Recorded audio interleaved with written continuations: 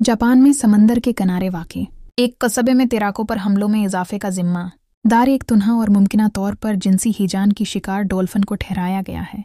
ख्याल किया जाता है कि बाटलनोज डॉल्फिन रवां साल अब तक मिहामा कस्बे के करीब होने वाले 18 हमलों में मुलव्वस है।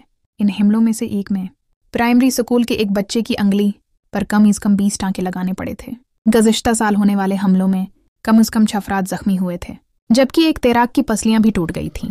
सना 2022 के हमले में एक और शख्स जख्मी हुआ था, जिसके बाद हुक्काम ने मुतनब्बा किया है कि ये ममालिया जानवर न सिर्फ आपको अपने तेज दांतों से काट सकते हैं जिससे खून बह सकता है, बल्कि वो आपको समंदर में घसीट सकते हैं जो जानलेवा हो सकता है।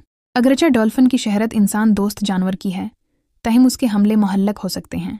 सना 1924 में ब्राज़ील में एक डॉल्फिन ने 2 मर्द तैराकों पर हमला किया था जिन्होंने उस पर सवार होने की कोशिश की थी, जिसके नतीजे में एक हलाक और दूसरा जख्मी हो गया था।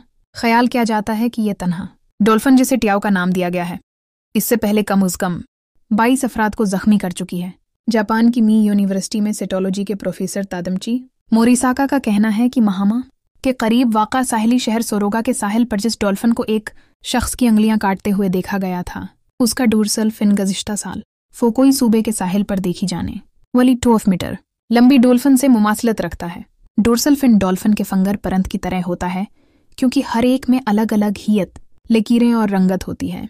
प्रोफेसर मोरिसाका ने इन एचके को बताया, ये समझना गलत नहीं कि ये एक ही डॉल्फिन है, क्योंकि उसकी दम पर जख्म पिछले साल साहिल पर देखी गई डॉल्फिन से मिलते जुलते हैं, और डॉल्फिन जो आम तौर पर ग्रुपों में घूमती हैं, इनका इतने लंबे वक्त तक अकेले रहना शाज़ व नादिर ही होता है। उन्होंने मजीद कहा कि नर बोटल नोज डॉल्फिन एक दूसरे को काटकर बातचीत करते हैं।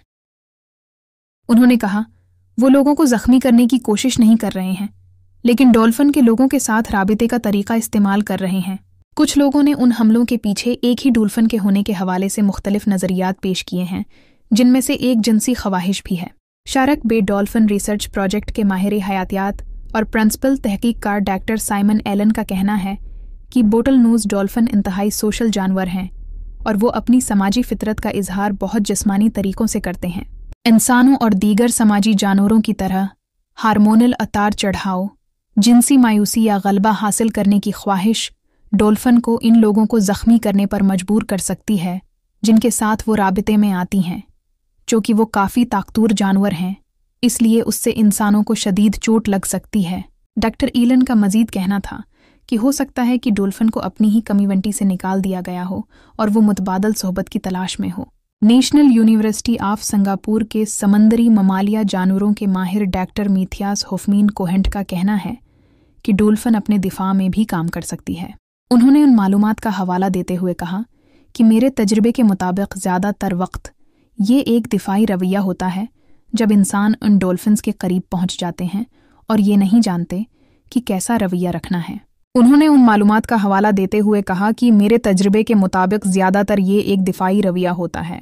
उन्होंने कहा कि ये कोई ताजुब की बात नहीं है कि जानवर पानी में इंसानों के खिलाफ जारहाना या कम दिफाई रवैया अख्तियार कर लेते हैं।